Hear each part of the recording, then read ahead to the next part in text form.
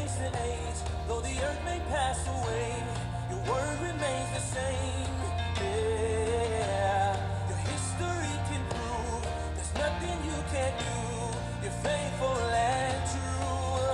Though the storms may come and the winds may blow, I'll remain steadfast. Oi, gente, graça e paz, bem-vindo ao Me Empresta Teu Coração.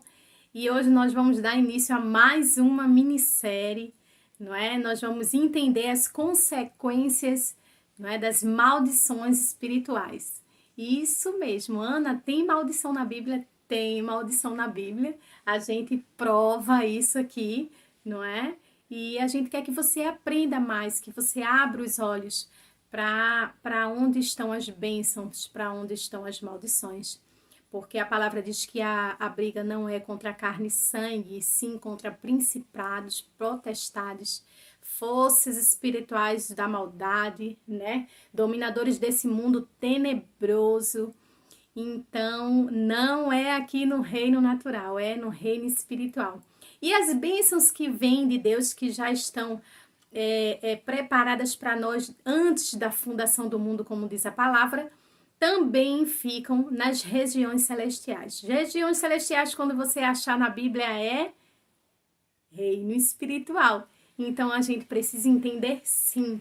E a gente precisa entender quando a gente abre portas, não é? Para o reino espiritual da maldade, existem consequências para isso. E são chamadas de maldições espirituais, heranças espirituais.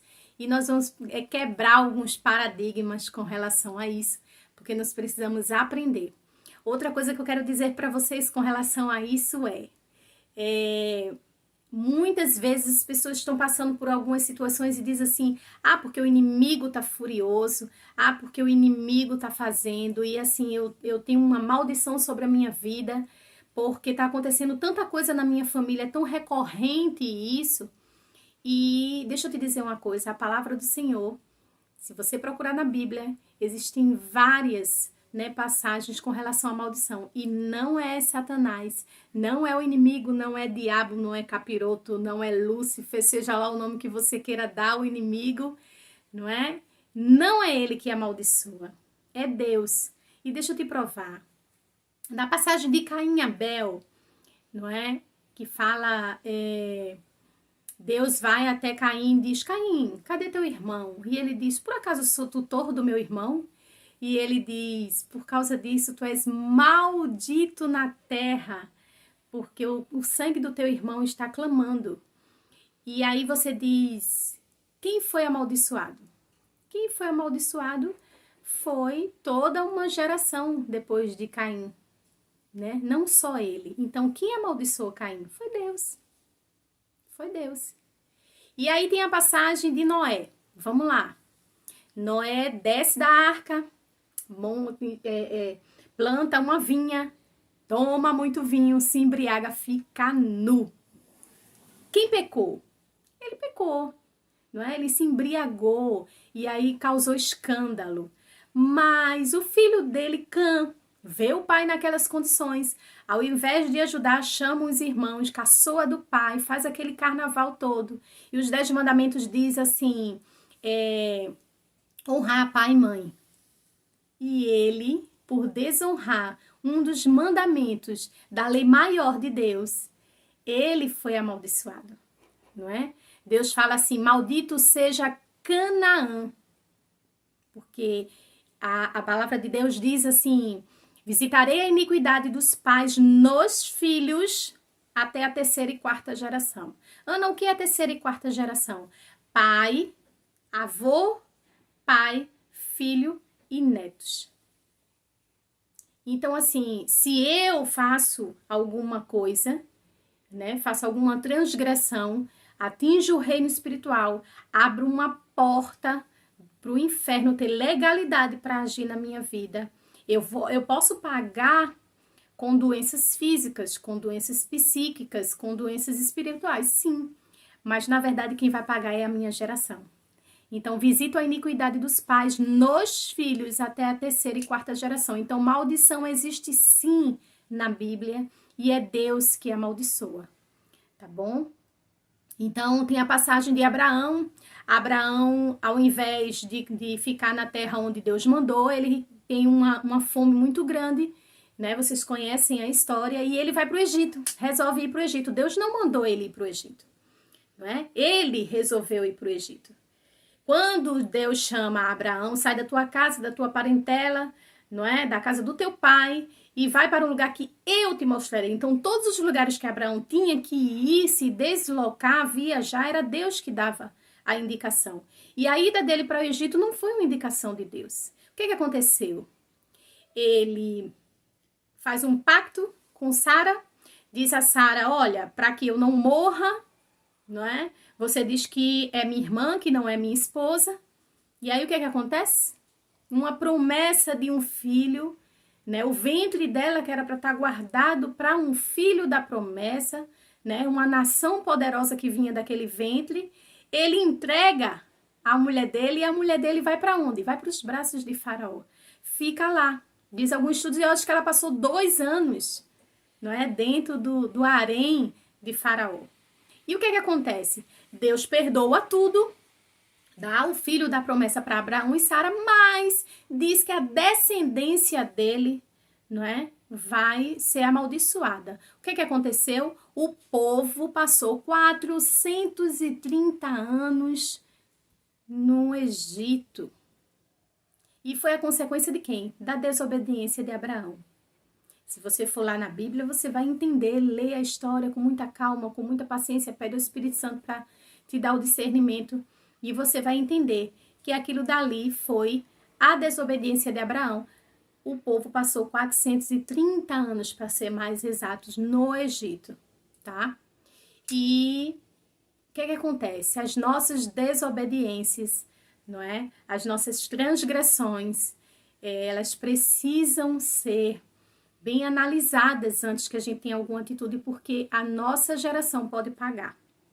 E hoje, para início, nós vamos começar com a feitiçaria, né, as consequências, né, das maldições espirituais. Hoje nós vamos começar com a prática da feitiçaria no modo geral e a prática do derramamento de sangue. Isso mesmo. Então vamos lá. A feitiçaria, quais são as consequências de quem mexe com feitiçaria, com ocultismo, com magia negra, com seja lá qual for, do modo geral? São doenças relacionadas no corpo, do pescoço para cima. Aí você vai me perguntar, Ana, por que do pescoço para cima? Porque nesses rituais é a parte do corpo que é oferecida. Se você não sabia, um pai de santo, quando ele vai se transformar em pai de santo, ele fica num quartinho durante 21 dias e ali ele raspa a cabeça, ele corta a cabeça, ele derrama sangue da cabeça, ou seja, ele oferece a sua cabeça. Por isso que as consequências são nessa parte do corpo. O que é que pode acontecer? Um câncer de garganta, um tumor, um aneurisma, doenças psíquicas, né? Como loucuras no modo geral, esquizofrenia, pessoas podem chegar ao extremo suicídio. Então, é muito sério. Porque a partir do momento que você mexe com as trevas, você dá legalidade às trevas para agir com morte na sua vida. Então, você abre, faz um link. Lembra que a gente aprendeu sobre o reino espiritual? A gente faz um link. E quando a gente linka com o reino espiritual, ou da luz ou das trevas, tem as suas consequências. Se for da luz, as bênçãos que estão provisionadas nas regiões celestiais por Deus. Se for com as trevas, são maldições. Não se esquece que o inimigo veio para matar, roubar e destruir, tá? Não esquece disso. Ele tem um ministério especializado só nisso. E ele fica esperando só que a gente abra essa porta no reino espiritual para que ele possa agir. Então, voltando para as feitiçarias, deixa eu te contar uma história, só para você entender. Essa mulher brasileira, e ela mora nos Estados Unidos, e aí ela estava na igreja de manhã, e o filho adolescente disse assim, mãe, chega mais tarde do culto em casa, era dia das mães, Então ela pensou assim, se ele tá pedindo para eu chegar mais tarde, então é porque ele vai fazer um almoço, ele vai fazer uma surpresa para mim. E realmente ela teve uma surpresa dolorosa. Um filho adolescente enforcado em casa, não é? E uma pessoa, quando chega a tirar a própria vida, o domínio das trevas já está no alto nível, que é o que a gente chama de cativeiro. Então, Ana, qual foi a consequência disso? Quando foi mapear a família dela, né? Quando foi pesquisar da onde veio, não é isso? Era uma família que tinha descendência do cangaço. Era uma família que tinha derramado muito sangue inocente. Era uma família que o avô era dito como o rei, porque ele matava, cortava as orelhas, ele marcava no cabo da arma dele, que era de madeira, os tracinhos assim, cada tracinho daquele era a quantidade de pessoas que ele tinha matado, para ele não perder a conta de tanto que ele já tinha matado. Então, derramamento de sangue é sério. Na feitiçaria da doença nessa área, não é? As psíquicas podem dar o quê? Enxaquecas crônicas, né? Pessoas que vêm, sempre tem um na família que tem uma dor de cabeça que não para nunca, né? Tem pessoas que podem ter, como é que eu posso dizer, doenças emocionais, né? Deixa eu ficar mais simples, porque a doença, falando doença psíquica, né? Às vezes as pessoas acham complicado, mas as doenças emocionais são da alma, né? A gente tá falando de espírito, a gente tá falando de reino espiritual, então é isso mesmo, gente. Pode ter loucuras, não é? Pode ter esquizofrenia, pode ter bipolaridade, são as consequências de quem mexe com a feitiçaria no modo geral. Pode ter câncer no cérebro, pode ter câncer na garganta, câncer na boca, tá? Então você começa a olhar o histórico familiar e a gente começa a observar de que várias coisas vinham acontecendo. Por que vinham acontecendo? Porque tem uma vovozinha, uma mãe, uma bisavó que fazia essa prática. E aí nunca levou a cruz, e aí nunca se arrependeu, né? E a visitação da iniquidade dos pais nos filhos na terceira e quarta geração é sério. Então a gente pode ver famílias sendo destruídas por causa da ação de uma pessoa que nunca se arrependeu. E isso continua, tá bom? Quanto ao derramamento de sangue, como é que eu posso falar no derramamento de sangue nesse testemunho que eu dei agora? Uma família que tinha descendência de cangaço, derramava sangue inocente, né? Mães ficavam viúvas, filhos ficavam órfãos, famílias destruídas. Um assassinato, quando você mata alguém, você libera no reino espiritual o espírito de morte para agir na sua vida. Então começa a ter morte. Morte de quê? Morte de tudo, morte dos sonhos, morte dos projetos. Né? Morte física, realmente, morte dos filhos, né? Prematuramente. O que é que acontece? Pais não são para enterrar filhos, são filhos que enterram pais quando chega o tempo, né? A Bíblia fala disso. Então, são as consequências. Outra consequência do derramamento de sangue é aborto. Gente, o aborto é algo seríssimo, é a parte mais séria do derramamento de sangue. Mas vamos lá, a gente vai aprender. Digamos que você, só para você entender, eu vou contar uma história de uma mulher. Esta mulher mora aqui no Brasil, né, brasileira e mora aqui no Brasil.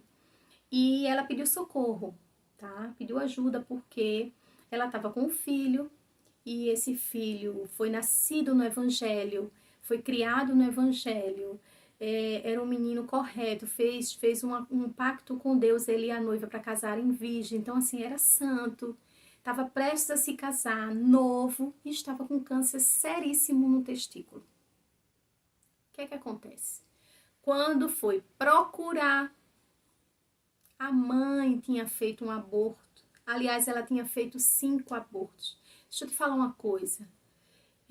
Se você não se arrepende, se você não confessa, se você não desliga no reino espiritual das trevas as tuas ações de antes de você conhecer a Cristo, você continua. Porque quando você aceita Cristo, quando você confessa teus pecados e diz que Ele é Senhor e Salvador da tua vida, isso está ligado a perdão de pecado. Pecado não tem nada a ver com maldições hereditárias. O pecado traz você para a salvação, vida eterna com Deus, tá? Aquele que confessar seus pecados será salvo. Aquele que permanecer morre, né? A Bíblia é muito clara com isso. Quem peca e confessa e deixa é salvo, mas o que não será condenado. E morte na Bíblia quer dizer separação de Deus, tá bom? Então, maldição não tem nada a ver com salvação. Salvação é remissão de pecados. Se arrependeu de pecados, confessou, nova criatura, salvação, livro da vida, tá bom? Ana, eu posso ter pecado e eu posso continuar sofrendo as consequências de maldições hereditárias? Sim. Sabe por quê? Primeiro, eles não têm ligação. Você vive no evangelho, você tá tudo ok, mas você não desligou algo que você tenha feito ou que teu antepassado tenha feito. Então, assim, você tá salvo, a salvação tá garantida, mas a vida abundante. Deixa eu te explicar uma coisa. Maldição hereditária tira a vida abundante. Deus vem para te dar vida e vida em abundância. E quando Deus fala dessa vida em abundância, não é no céu, querido. É aqui na terra. Por quê? Porque lá no céu não vai precisar das bênçãos, porque a gente já vai estar no céu, corpo glorificado, novas vestes, tudo de bom.com. Quando Jesus fala assim, eu vim e vai vir para te dar vida e vida em abundância, ele está falando de você colher o melhor da terra aqui, agora. Porque lá no inferno não vai ter o ladrão, né? O ladrão vai estar no fogo e enxofre. Então entenda isso. Maldição é uma coisa, salvação é outra, tá bom? O que acontece? Essa mulher, ela fez 5 abortos. 5. E o que acontece? Quando você gera um filho sem esse arrependimento, sem esse desligamento do reino espiritual, no caso dela, ela gerou um outro filho. Sabe onde ela gerou esse filho? Ela gerou o filho no túmulo de 5 irmãos. É sério, né? É pesado. Mas é isso mesmo. Então, todas as maldições de derramamento de sangue dessas 5 abortos teve consequência. O filho agora estava doente. Doente aonde? Nas partes genitais. Onde foi a morte? No ventre, no útero, na parte pélvica baixa, reprodutiva. O filho estava com câncer nos testículos. Então, assim, é muito sério. Muito sério. Deixa eu te dizer outra coisa. Ah, Ana, mas eu não fiz aborto. Mas eu tive uma amiga que ela estava muito aflita e eu com pena que ela fosse só. Eu fui com ela. Você está condenado também. Você tem sangue nas suas mãos também. Porque você a ajudou. Você não aconselhou, tá? Ana, mas eu falei e ela não quis saber de todo jeito. E aí, mas você foi, você presenciou. Você participou de um crime, de uma morte. Você derramou sangue? Não, mas você foi testemunha de derramamento de sangue. Você tem sangue nas mãos também. Ah, Ana, eu não fiz, tá? Eu sou o cara. Vamos falar dos homens, porque as consequências dos homens são muito piores. No reino espiritual, um homem que financia. Olha só. Ele engravidou a namorada, não tem tempo, né? Não é o tempo de cuidar dessa criança. São muito novos, tem muita coisa pela frente. Resolvemos tirar. E aí você não brigou pela vida dessa criança, pelo contrário, você deu dinheiro, você financiou, né? Você não aconselhou. O que acontece? Esse homem também tem consequências. Sabe o que vai acontecer? Ele e a geração dele, com o tempo, vai precisar de uma pílula azulzinha. Ele pode ter doenças no corpo relacionadas às maldições de derramamento de sangue e perder a virilidade dele. Vocês sabem o que é primícia na Bíblia? A primícia na Bíblia está ligada também aos filhos. Então, a partir do momento que você deixa o seu primogênito ser abortado, você está entregando a sua primícia para as trevas. Você sabia disso? Então, gente, derramamento de sangue no reino espiritual é muito sério. Muito sério. Tem uma passagem na Bíblia que fala, que na verdade ela dá a entender que é falando sobre construção civil. E não é, tá? Ela fala que aquele que construiu uma casa, ela faça um parapeito para que não seja manchado de sangue aquela casa. Não é? Para que se alguém for até lá e cair, essa casa não seja amaldiçoada por sangue. Só que dá a entender que está falando de construção civil, só que não está. Quando a Bíblia fala de casa, gente, ele está falando de família. Família. Eu e minha casa serviremos ao Senhor. Casa, família. Né? Então, assim, presta bem atenção quando você vê casa na Bíblia, que ele está falando de família. Então, o que é que ele está dizendo? Para que não tenha maldição de sangue naquela casa, naquela família, ele construiu um parapeito, né, para que alguém que vem até ali não caia e ali não se machuque, não tenha derramamento de sangue. Então é muito sério. Você precisa ler a Bíblia e entender, né, o reino espiritual, porque ele está ali, tá bom? Outras condenações com relação a derramamento de sangue são crianças com síndromes graves, são autismo, né? Doenças neurológicas por derramamento de sangue. E tem vários, né? Câncer em crianças no modo geral, crianças que nascem deformadas. Precisa mapear a tua família, tá bom? Eu vi um caso de uma mulher que ela teve uma vida toda errada, mas aí conheceu a Cristo na sua juventude e se casou. O homem que ela se casou era de uma família de Deus, tá? A mãe desse homem havia se convertido aos 15 anos e quando ela teve esse filho, teve com 45, ou seja, ela tinha 30 anos de crente. Então era uma família inteira de crente e ela entrou para essa família. Mas aí, o que é que acontece? Todos os filhos homens primogênitos morriam precocemente. E quando se foi procurar onde estava o pecado encoberto, tinha um pecado de derramamento de sangue. Tá bom?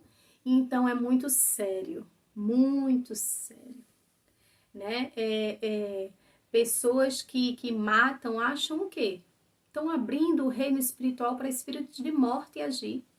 Quando você aborta, você não está abortando uma criança, você está abortando uma geração. Você já parou para pensar nisso?